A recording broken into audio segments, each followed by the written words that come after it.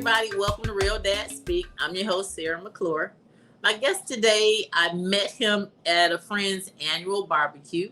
He and his band were playing live, and I enjoyed his music so much that I invited him to play at my annual Father's Day luncheon, which I held at the Rooster Tail this past Father's Day.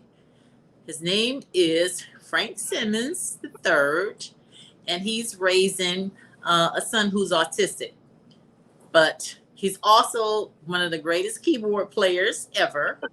Oh, On an thank you. Instagram post by his mom, she stated that when he was 1 year old, they were inside of a Target and she was looking for him. He slipped away and she found him walking toward the door with the keyboard twice his size.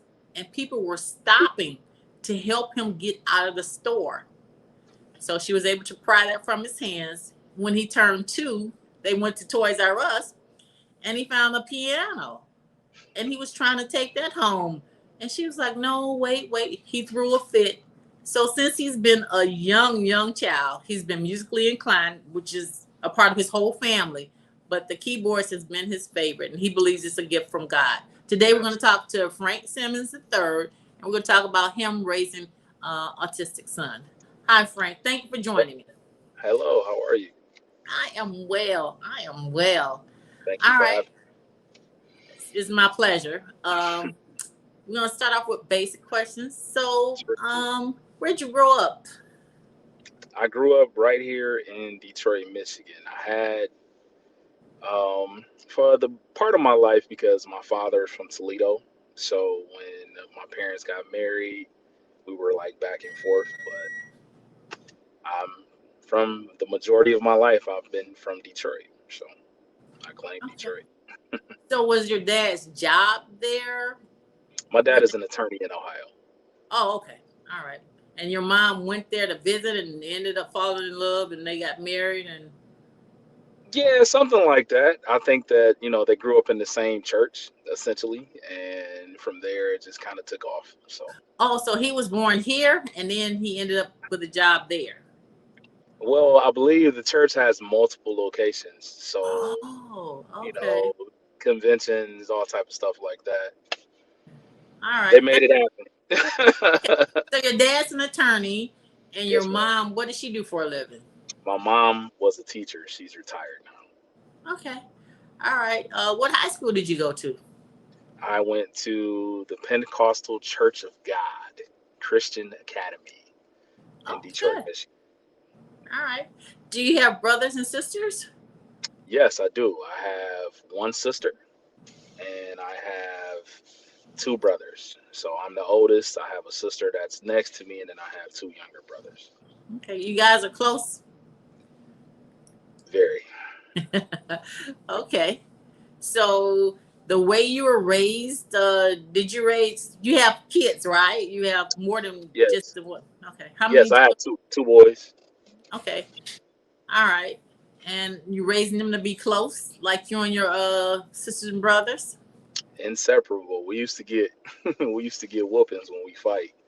Oh, 'Cause my father used to tell us that one day we was definitely gonna need each other. So I guess it kind of grew on us.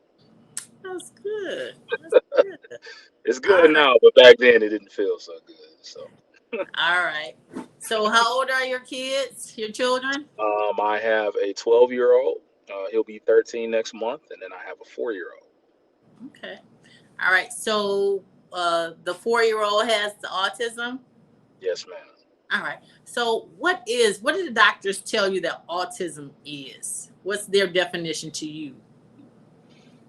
Or did you research it Uh, and you found another?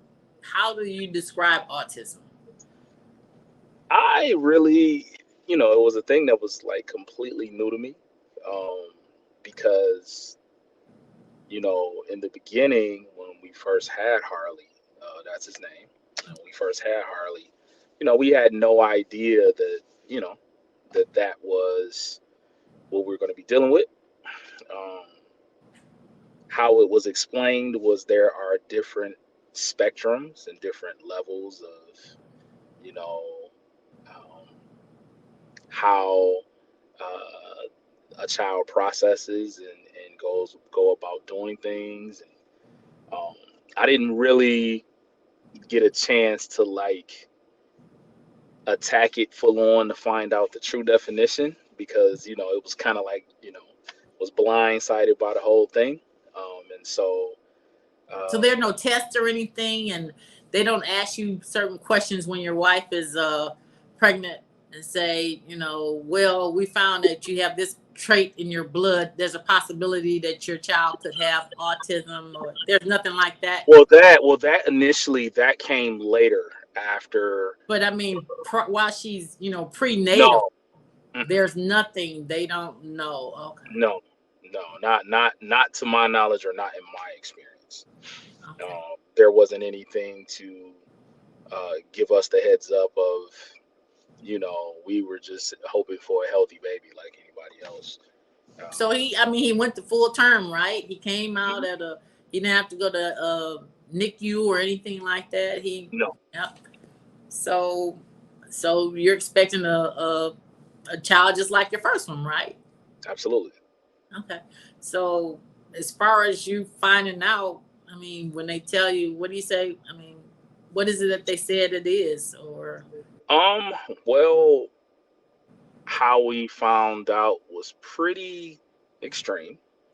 He had a seizure while he was sleeping, and um, kind of took him. He ended up turning blue and whoa, then being unconscious, and the whole ambulance experience, just trying to figure out how to get him back.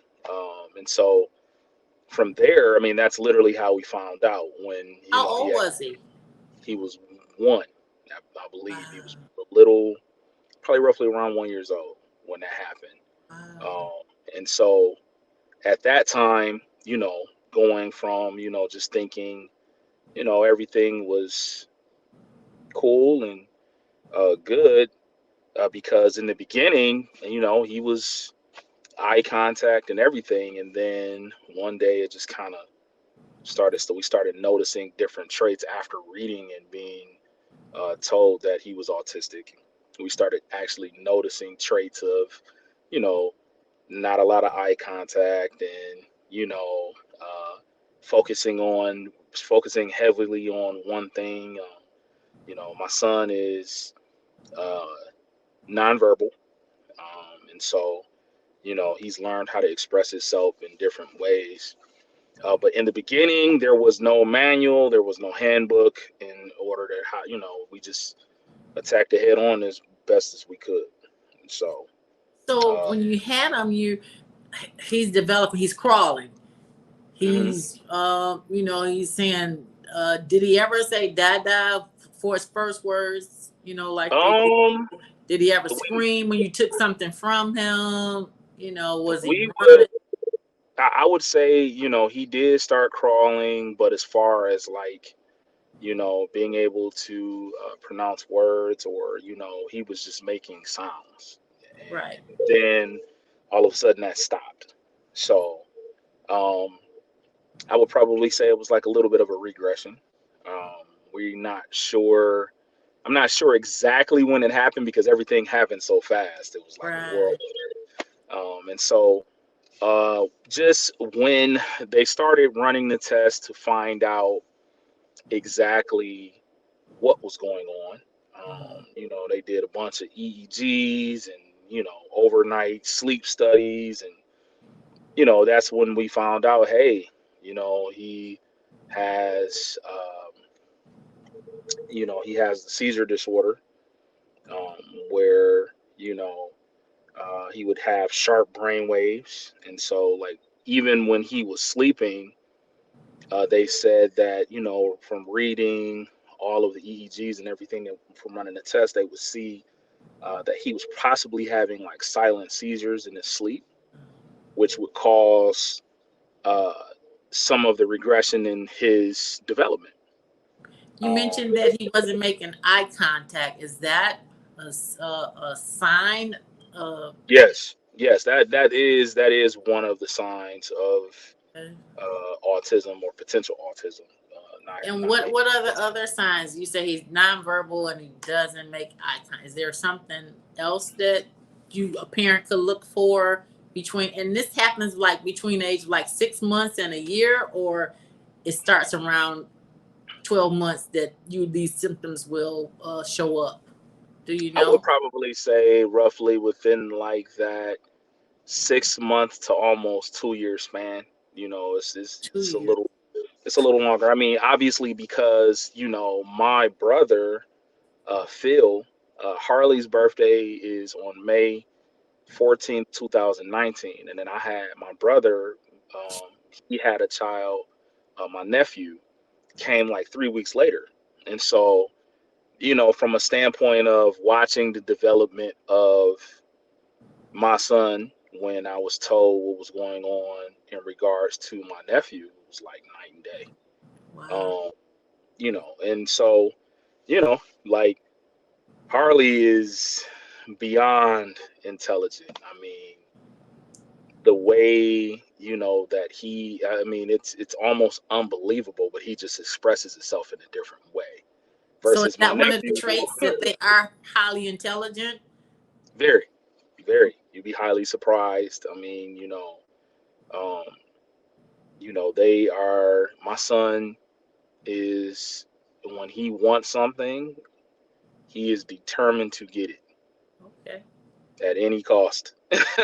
you know, and so as he's grown older, some of the stuff that he has done has been like, we call me and my oldest boy, we say, okay, man, we got to Harley proof the house. Did you do what you were supposed to do? Did you, my kitchen has sliding doors on both sides. So we literally had to like build a mechanism to lock the doors because he would slide it open and go in the refrigerator or just be doing whatever he wanted to do. And so, Wow. um, just seeing how their mind works and how they, you know, attempt to do certain things, it's like almost incredible. Like, whoa, how did you think to do that? Does he have an iPad? Is he on the computer doing stuff as well?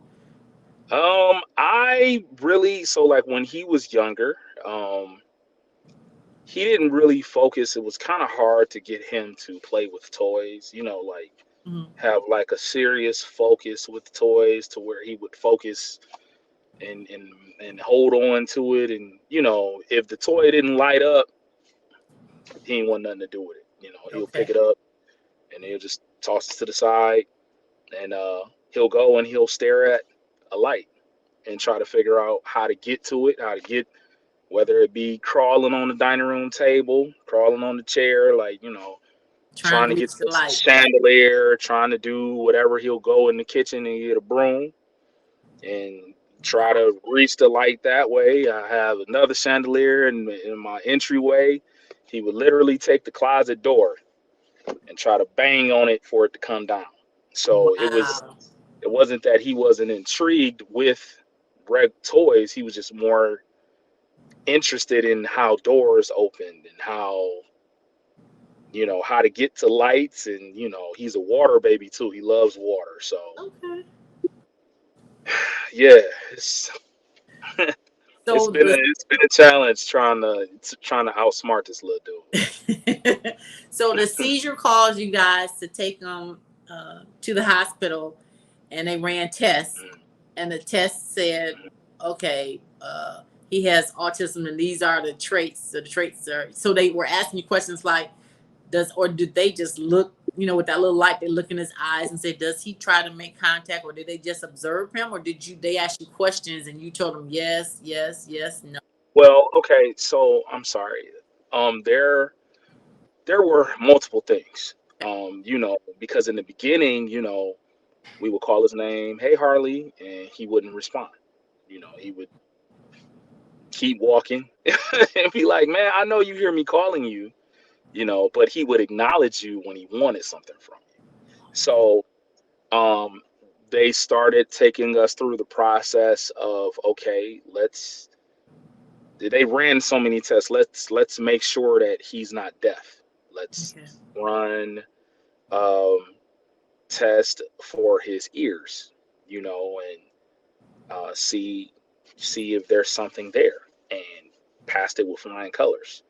And it's like, okay, well, um, let's make sure that his vision. I mean, any test you can name, they were running, and so then they started asking me about. That's when they started asking me about my family, about my genetics, and I remember being so nerve wracked about the whole situation. Especially being a new parent and you've never dealt with that situation or been Right. in that situation, hearing about all these things that could potentially be, I don't want to use the word wrong, but could potentially be going on with your child. It's like, it's kind of an emotional wreck because you don't know is if it's going to be fixed, what, the process of, how you're going to go along with doing it. And I remember taking him to the doctor, and we did a genetics test, and they was asking me, hey, do you have anybody in your family that has autism? And I'm like, at the time, my mind, I'm like, no, but not thinking that I do. I have a couple cousins that's autistic, and so essentially when they ran the test, they did like a genetics test, and they did find something, in the genes that would determine uh some cognitive irregularities. um and I forgot what they called it, but they basically was like, he's going to be essentially dealing with this, the rest of his life. And they made it to where it was just like unbelievable, to where that, I mean, obviously he would need assistance, but they made it seem like, they just said, well, we don't know how he's going to progress, Wow. you know and so it was kind of a situation where, uh you know hey, I'm a man of faith, I'm a man of believing in God, so it's just kind of like, he has the last say so. And Right. so now, man, this dude, I wouldn't be surprised if he got in my car and pulled off towards 8 Mile, with with the wits and the smarts that he has acquired, physically strong. He can climb, crawl. He's learned how to open the front door. Like, it's unbelievable. I've actually watched him study. Um, if I want to keep him out of the kitchen, because if I'm cooking and he smells some food, he want in, but we Right. obviously, I don't want him around a hot stove, and Right. Right. I don't want him to deal with that. So I literally have to lock him out until one day he learned how to open the mechanism that we had built. And it's like, I locked him out and I'm cooking and I ain't thinking nothing of it. And I turned around and he's just standing in the doorway like, yeah, I'm Oh here. my God. And So so, whatever. it's So pretty whatever you intense. and your son figured out, you got to go one step ahead of Harley because he Every outsmarted literally, you. Yeah. literally every time, every time, Wow. Wow. every time. So when they tell you that, like, he may not be able to do this, he may not be. They're thinking that, because I've heard that some of them, they're going to have the mind of a 3-year old or a mind of a 2-year old, something like that. So you'll always, is that the kind of prognosis or diagnosis the doctors are giving you? Like, you're going to have to change them, change his You diet, was not know, to feed itself. Was it that depressing? When I, you're I, thinking, I think that, they, yeah, I don't, it was more so like, they're like, we're not trying to allude to that, but it may okay, be a possibility. You know, we don't know. We can't, we don't know how he's going to develop, but be prepared for that if that's the case. oh, And okay, it's like, okay, essentially, essentially I felt like they just told me just to wing it, but Yeah. he's been this dude, has learned from watching his brother, and he's learned, obviously, even when he goes to school, he's come home with some tricks up his sleeve. So it's like it's not like it's a little different now. He his favorite show is Coco Melon. So he'll watch Coco Melon from sun up to sundown if you let him. Okay. And so really just taking it step by step, you know, when he has his little temper tantrums, those can last for quite a while. If, I had to notice, hey, you know, he loves water. So when it Yeah. comes to keeping him out of, for example, I'm in the basement, I'm doing laundry, and I hear the shower. So I'm like, my old Hayden, he must be in there taking a shower. I'm not thinking anything of it. And I come upstairs and Hayden is like yelling on the video game, and I'm like, "Where's her?" And this guy and went in my bathroom, pulled back the door, and went on in, and even had the water adjusted to a temperature that ain't burning. Just standing there in full clothes, laughing in the shower. So, Wow. when I started noticing doing things like that, because obviously, he still has some tendencies where he still picks up things and try to put it in his mouth, or Okay. things that would normally be a no-no. Right. And so, like, for the longest, he seen the bathroom, he's like, toilet, water, and he would go for it, and it's like, no, man, get out of there. That's not that's not that's not a shower. And Right. so now he's grown to the point to where he actually knows what it is. So he'll go and try to get in the tub, or he'll go and try to turn on the sink. He won't Wow. bother the toilet unless he really, really, really want to play with some water. He knows that if he opens up the toilet and he puts a hand or a foot or Hmm. whatever, he knows we're going to take him and put him in a shower or put him in a tub. So sometimes he does it on purpose Just so he so can get that in the he can water. have that experience. Absolutely. And that's what I mean by just sheer intelligence. Just that, okay, I know if I do this, the end result is going to end up with me where I want to be. And so Wow. He's only 4 years old. he literally just turned 4 this past May. Wow. So Wow. it's been he know if he fall out and he wants some Cheez-Its, Huh?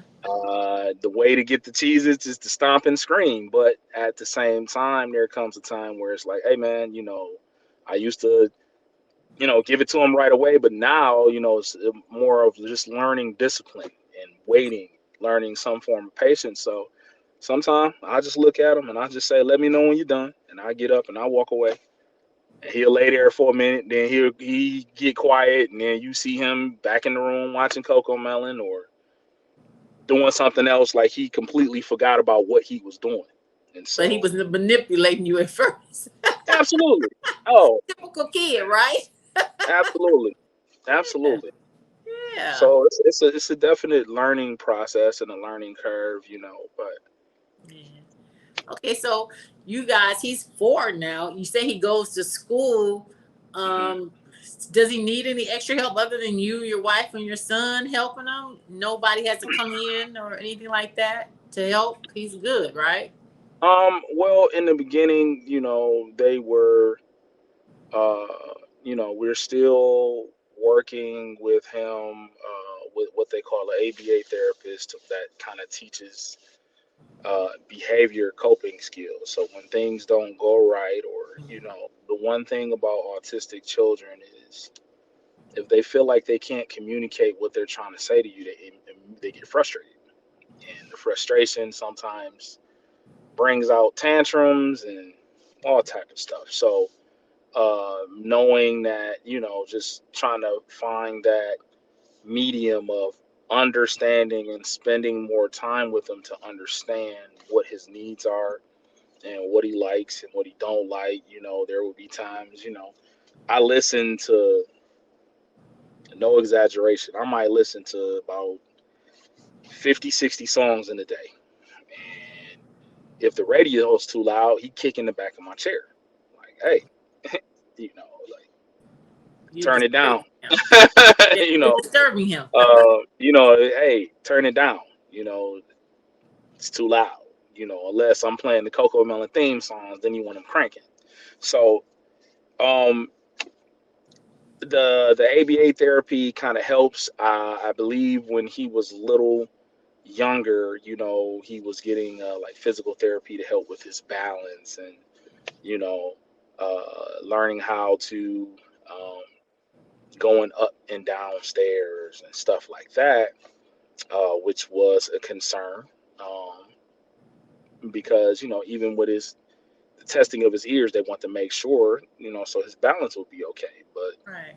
this boy now he jumping off couches and everything. And it's like, obviously as a parent, it's still nerve wracking, but he ain't got no care in the world. Happy, He huh? be doing that. Yeah, he happy. So to answer your question, in the beginning, there was a lot of assistance because we didn't really know what we were dealing with. Right. As time progressed and as his development has transformed, it's kind of getting, less and less. He's an independent dude. This guy is. I won't be surprised in the next few years. Ain't no telling what this boy gonna be doing. Because right now, shoot, he more active than he 4 going on 36. I'll tell you that. So, what kind of activities other than watching TV? What does he do? Do you take him to the park? Does he ride a bike? No, well, he's not. He doesn't know how to ride a bike. He loves water, so he loves to swim. Um, so we had him in. A good friend of mine was a director at this school called Goldfish, which teaches children how to swim. So he would love to get in the water, but then when it was time to get out, he would throw a fit. Oh, wow. Even shower, bath, throw a fit. So Harley really is an outside baby. Harley, if you let him, he'll come outside. He'll just lay in the grass and just hang out. It's not. It's relatively simple. He likes going on walks. He's still a brat, and for a 4-year-old, he's really tall. So. Uh, and the boy can eat. He will eat you out of house Okay. if you let him. But he really he likes to play with water. He likes to just sit in the grass and enjoy the sun. Every now and again he'll toss a ball back and forth with you. Okay. But for the most part, man, that dude is his own little man. What about pets? Do you have any pets like dogs or cats or anything? Yes, I have a dog by the name of Coco, and she is a really, really big dog. And I remember when I first got her, her and Harley was not the best of friends. Okay. They would stay away from each other. And now, you can't keep them away from each other. What kind of Playing dog? with What kind of dog is Coco? it. Coco is a Presa Canario. And that is in the mix in the same family with what is it? It's not a Great Dane, but it's a Cane Corso. So a Whoa! little smaller than that. But she's a big baby. Oh So yeah. Harley is her right hand man. They All don't right. mess around. They play. He used to grab her tail and stuff like that, but now he just rub her. Or I'll Okay. come in and he'll be sitting on the ground and she's sitting next to him, or he'll be laying on top of her while he watching TV. Okay. So while he's developing, were there resources, were there classes that they suggested to you for you to, uh, be able to give him a better quality of life as opposed to just having this teacher come in? Did you and your wife have to go to some classes, or were there some online resources that they told you about to help you, you know, give him a better quality of living? Well, obviously, we were given, resources, YouTube links and stuff like that, but Uh huh. um, ain't no, of course, that's my son. I'm gonna do whatever to make sure that he has the highest quality of living that I possibly can give him, and so with that being said, experience is the best teacher. So, yeah, I did a lot of reading, but it's just learning how, for me, it was learning how to bond with him and just spend a lot of time understanding and trying to learn what he likes, what he don't likes, you know, trying to figure out his tendencies. And I'm still learning. It's a learning process. Right. Uh, it is definitely a learning process. It's a learning curve. It takes a lot of patience, like I said, um, but when you really get to down to it, you really start to understand him. Like, his thing is anytime he see dad, I come in from work, he the first one to meet me at the door. He want me to pick him up. He want me to carry him everywhere. His legs is dragging the floor. That's how big, tall he is. But it's a thing where once he gets comfortable with you, he will love you. He will hug you. He'll rub your head, rub your back, grab your face, do whatever. So there wasn't, they gave us resources, but I did do a lot of reading, Mhm. but the problem with that is that there are so many spectrums of Yeah. and so with the child being so young, you know, you don't you don't have a lot of room to know where they are because they're still developing. And that is something that I definitely had to come to gripes with, especially looking at young children that are 3 and 4 year old and walking up and they having full blown conversations, and they're able to uh, do things that I'm like, hey, there was some days that I did kind of get down, like, man, you know but overall, now, shoot, he hanging with the best of them, and It just you know sounds like it's just like any other kid. You have to bond with them. You have to pay attention. You have to spend time with them to learn their personality and their character. You know, absolutely, it's just that he doesn't communicate verbally for the most part, but he's still just like any other kid. You can't say, that he'll do this or he'll do that because a book told you or something like that. You have to know them for themselves. absolutely, and I want to hear that they just, it's certain things they don't do, but 90% of the stuff they do just like other kids. You have to love them, hold them, kiss them, listen to them, hmm play with them to know their personality. So even though autism is there, but he's still like any other kid that you're raising. You got to know, because absolutely, you're if you had a daughter, she might want to hug you all the time and just sit on your lap, and your hmm son might be fine to just sit next to you watching the sports. But you would have to know their personality. So it doesn't matter the resources that they give you and the stuff that they tell you. It's hands on. It's just a yeah, typical parent learning their kids. right, and that's the thing that Yeah, you just learn. You learn him. You spend time with him, and you learn who he is, what he likes, and that's how you parent a kid, a baby with autism. Basically, I is what agree. it sounds I like you're agree. telling us. Yeah, I mean, you absolutely got to build that bond and understand. What one major thing that I've learned is, you know, people like to put children with special needs in a box. You Right. know, oh well, they don't have, some of the functioning capabilities of somebody who don't have those issues. And it's like they still like to go to birthday parties, they still like to have a good time. And Yeah. and it just takes one. You really got to get to know them to understand. Really, it's not any different. Everybody is different. Everybody on this earth is Yes. different. Yes. Everybody has different interests, uh different levels, different views. And once that's accepted, then it'll be looked at in a different light. Right. So yeah. Yeah. So you've already said that what he's accomplished so far has really surprised you. You're like, man. And Beyond, are it's you it's basing it on what the doctors and other people said about children with autism that makes you say they don't? Does it kind of make you say they don't really know what they're talking about? You yeah. know? I mean, Yeah. it's kind of almost this correlation. I remember I was going to Africa for the first time, and Okay. the part of the continent that we were going to required a doctor's consultation and some vaccinations that I never heard of.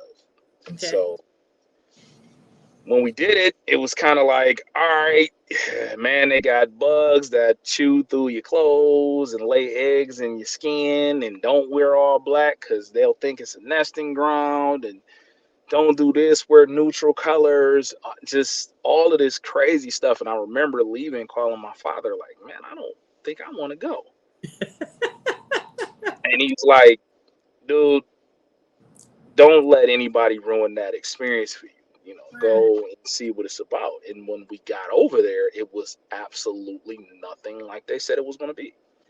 Wow. And so when it comes to, believe me, I'm not one against medical professionals. I'm not one against people who have studied in these fields, but everything that they said he wasn't going to be able to do, and he's doing it times 10. So Wow. with that being said, I'm gonna just keep going on. If it ain't broke, don't fix it. We just gonna keep learning new There you ways to go. how to communicate and do what we need to do to make sure that he has the best quality life that he deserves and that he's doing. So it sounds like they have a spectrum of symptoms and traits for kids with autism. However, it's not the same for each kid Mm. that you're aware of, right? Not that I'm aware of. Okay. Obviously, it's different when you find out, okay, okay, you have somebody who could potentially be autistic or maybe not, or they might have cognitive disabilities. And it's like almost asking somebody to predict the future of how they're going to be and how they're going to walk. Like, nobody knows that but the man upstairs. Right. He's that's it. Nobody knows that. You just Right. have to go with experience. There are things that, you know in the beginning, when birthdays and stuff like that, when it was time to take pictures, we couldn't get him to look at the camera, or he would, everybody would be focused in, and he pulling on somebody's hair, or he doing, but then there are times now where it's like, hey, Harley, look, say cheese, and he'll look, take his little picture, and go about his day. It's not, so it's, you really can't go off of what they say all the time. Not discrediting them is, you should follow some of the medical advice that you receive from your physician and the people who are handling him in his care. But overall, that faith works bigger than anything. So Yes. here we Yeah. are. Yes. All right, we're gonna take a break, and so stay tuned, everybody. We will be right back.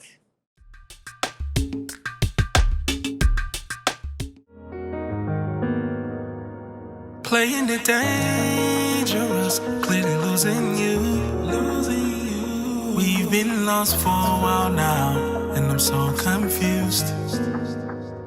but I'll never let you go. Believe in me. You're my air, without you I can't breathe. Love, I need you to save me right now. Love, I need you to save me right now. Love, I need you to save me right now. Yes, I need you to save me right now. Welcome back, everybody. We're back talking with the keyboardist, father, dad, Frank Simmons III. And Frank just released his new album. What was it, June 21st? June 12th. June 12th. Okay, I transposed the numbers. All right. So tell us about your album that you just released. Well, Title, the where name you can get it, and all that good the stuff. name of the album is called The Hopeless Romantic. It is out on all digital streaming platforms.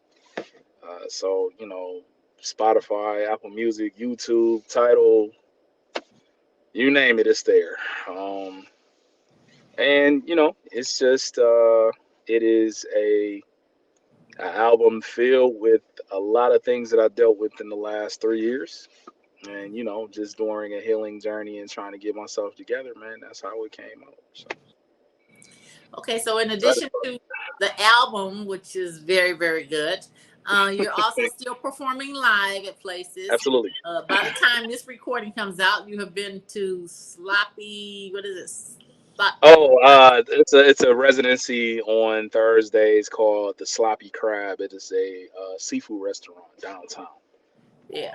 So you will be there tonight, but unfortunately, this is pre-recorded. So, and then next month you have another annual event that you put on, and tell us about that. I do my own music festival every year. It is called Vibe Oasis, and it started in 2017. It started in 2017. My uncle had like this huge backyard, and I definitely have to give credit where credit is due. My mentor, he was doing it. My musical mentor, he was doing it. I was playing with him. Shout out to Mr. Carl Holmes. I was playing with him. I got my first like big church gig when I was 19, Wow. and they had this thing called like Jazz on the Boulevard, where they would have everybody bring out their little lawn chairs, and had a band in the backyard. They were playing music, and I just kind of watched how music just kind of brought everybody together, and it was pretty cool. You know what I mean? But it was like on a smaller scale. It was real nice though. I mean, they did it big, and then they decided to move on from it. And so I think the last year it was like 2015, 2016, something like that. And I remember going to him and just kind of picking his brain and seeing how he felt about me kind of using the idea, but revamping it, putting my creativity, my creative spin on it. And so Vibe Oasis started 2017. I just got a couple of my friends and said, hey man, we gonna put a band together. It's the Sunday before Labor Day. Nobody got to go to work. We play a couple songs. Everybody bring their lawn chairs and we have a good time. And so the first year, it was like maybe 60 people, Okay. which is it's okay, fairly decent crowd. Yeah. But there were some learning curves. We didn't have food and we didn't have all this stuff. From that time on, it grew. I think the next year, which was like 2018, it had to be like 400 people. Wow. And from 2018, 19, you can imagine how that thing grew. I'm talking about hundreds of people just everywhere. It started doing it for the community, so I wouldn't charge or anything like that. But every year, I had to elevate in creativity as far as, we started off on the grass, no stage, none of that. And now it's a whole it's grown to the point to where we outgrew that backyard, so we can't, we can't do it anymore. There, I went to college at Marygrove College on 6 Mile, and was able to make a connection there, and we moved it to. They gave me the whole campus, and so Wow. now everybody and their mama, last year was the first year that we had it there, and it rained so hard. I mean, off and on all day, but you're talking about big stage, all these speakers, instruments, thousands of dollars worth of equipment, vendors, food trucks, Wow. porta potties. I mean, it done turned into something that I haven't, even imagined, and it started getting so rough and crazy financially because I was paying for everything out of my pocket. And so now it's like, okay, guys, like I've did about 5 or 6 years for free. Like we gonna have to start charging to get some of these costs down with the stage. And I mean, because we now we talking about thousands of dollars in overhead. Wow.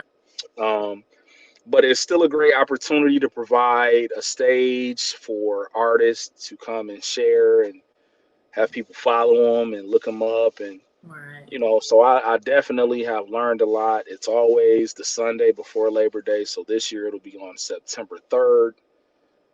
It starts at 5 p.m. and we go until we can't go no more. And so And what's the cost? I believe this year is probably going to be roughly around $10. I don't break anybody's neck.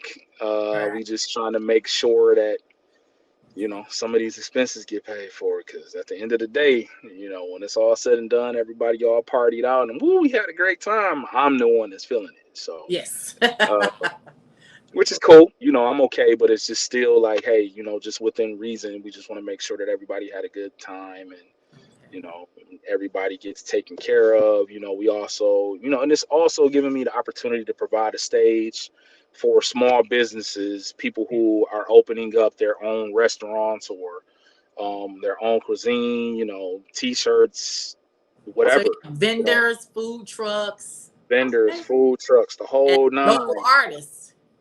And yep, local, maybe some national. You never Okay, know. that's You good. never know. That's So it's ranges from jazz to rap to R&B. You might hear country artists out there, heavy metal. Last year we had some house music. I mean, okay. whatever. There's no limitations on the vibe. So Sounds good. Sounds good. so we're looking forward to All right. I'll be there. All right. So we've come to the part of my show where we do what I call the it. final five. Oh man. We got questions or statements. It's not bad. I'll ask you a question or a statement. If I give you the statement, I just ask you to fill in the blank. So my first Sweet. question is, what advice would you give to a parent of an autistic child when it comes to things that the parent should not do when dealing with the child? For instance, you saying that at first you would just give your son whatever he wanted. Hmm. So what? Advice of things that they should not do. That Mhm. is an excellent question because I'm still trying to figure that out. But um, I know this is going to seem definitely hard, but do not wear your patience thin. You're going to need it. Okay. When it comes to these children, you know, there's been nights where Harley just did not want to go to sleep. I'm tired. I'm ready to go to bed. He not ready to go to bed, and I'm trying to rock him, and he can feel that frustration, which makes him even more, like, apprehensive and kind of just all over the place, So, I would just say, try to, I would say, try to, learn to grow your patience because you're gonna need it. So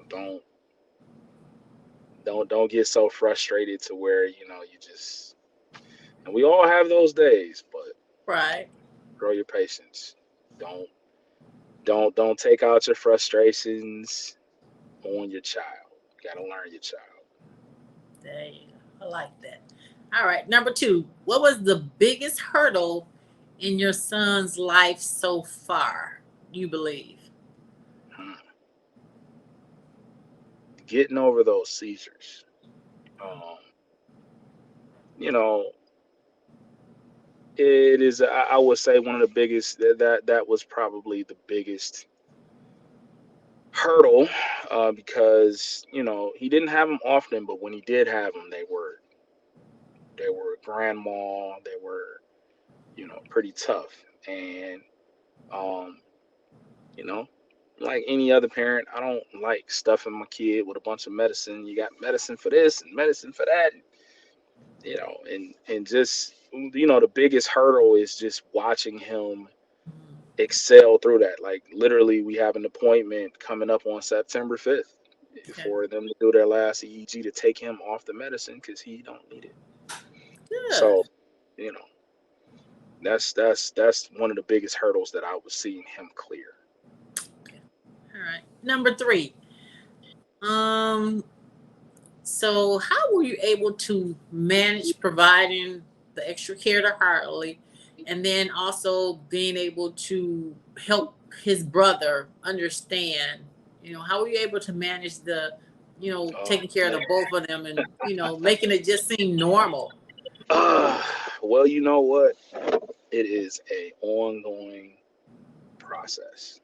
But what I tell my sons, both of them, you know, and especially my oldest boy, there are times where it's like, hey man, like I can't be trying to cook dinner and make sure that y'all fed and you just playing the game and not paying no attention. Like man, you're gonna have to learn how to um you're gonna have to learn just like I'm learning because I'm not gonna be here forever. God willing, I want to see my kids grow old and gray and be a grandpa and all that other good stuff. But at the end of the day, when I'm not here, man, I gotta trust that he's gonna be in good hands, and you are a part of that. He is a part of you. If we can't count on nobody else, I need to know that you got him. And Right. I think that we've had because that's asking a lot of a child It to is.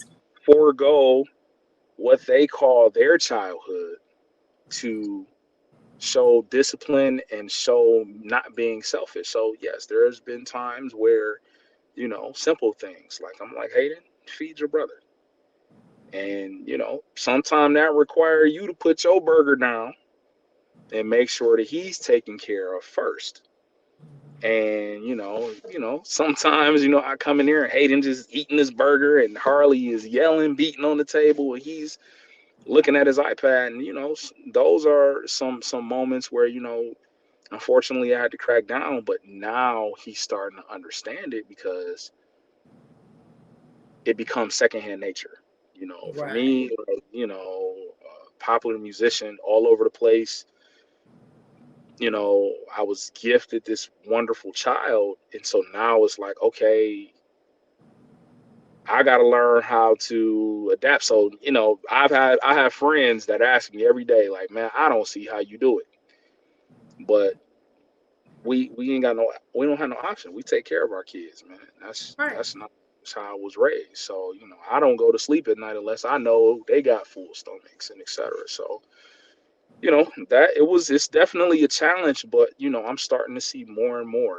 He'll go outside, he'll play basketball with him. He'll just have him sit in the grass while he's shooting around, or he'll get up, and if I'm working or if I'm on the phone, I'll look and he didn't put him some waffles on and Harley some waffles on, and we starting to get into the swing of Right. taking care of each other because Good. that's what it's a responsibility and it's an honor to be a big brother and a dad and somebody that they can look up to. So he's getting it. He's getting Okay. it.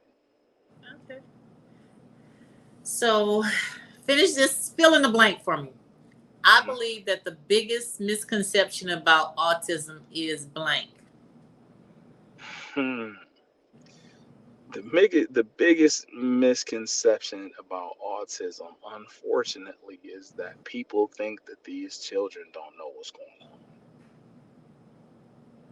And that cannot be the furthest from the truth.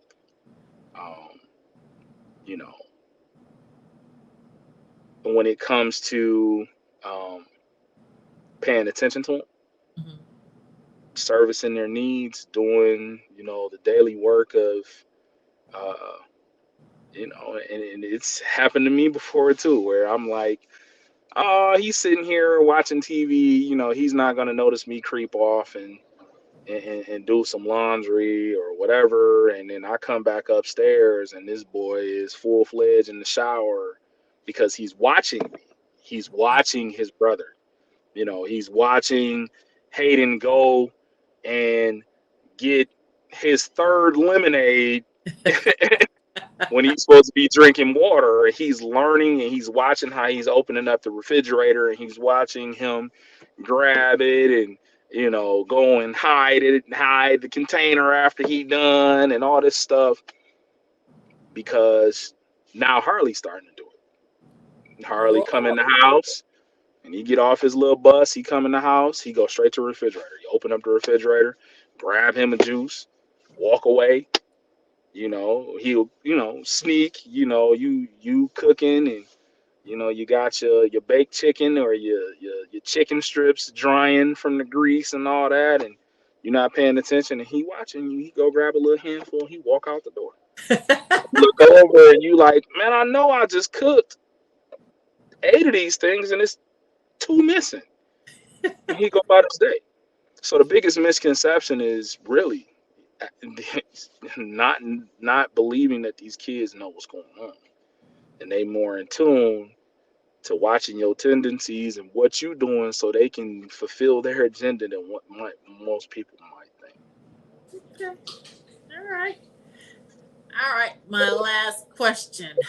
What is your favorite part about being your son's dad? you know, man, that is a everything. I guess the favorite part is coming through that door and seeing those guys bend that corner every day. Genuinely excited to see me. You don't get that feeling. It's different every time. If you have a rough day at work or rehearsal or something crazy going on, all that kind of go away, man, when you open that door and you hear them little footsteps or you hear Hayden Bigfoot self running around somewhere asking and trying to figure out what's going on. So, I enjoy every bit of fatherhood. It's probably the best thing that has ever happened to me. But small moments like that for me, are the biggest. So, Oh, good. Well, thank you for being a great dad and a great musician as well. I appreciate you. Thank you. Oh, I'm so happy that got a chance to talk to you and figure out how you do this. I mean, I know you Yeah. do work, you still got to do rehearsal, and then you still got Nah, man. that's a lot, So Yeah, thank absolutely. you. It's definitely Thank you for unique, but coming on and sharing your story, man. I appreciate you. absolutely. Thank you for having me. Thank you My for having me. pleasure. All right, you guys, don't forget the Sunday before Labor Day, make it to Mary Grove College with your $10 and your chairs, and money to buy off the food truck and the vendors and all of that good stuff. Don't forget to look up his new album that he has. We'll put some links on with this podcast, this episode.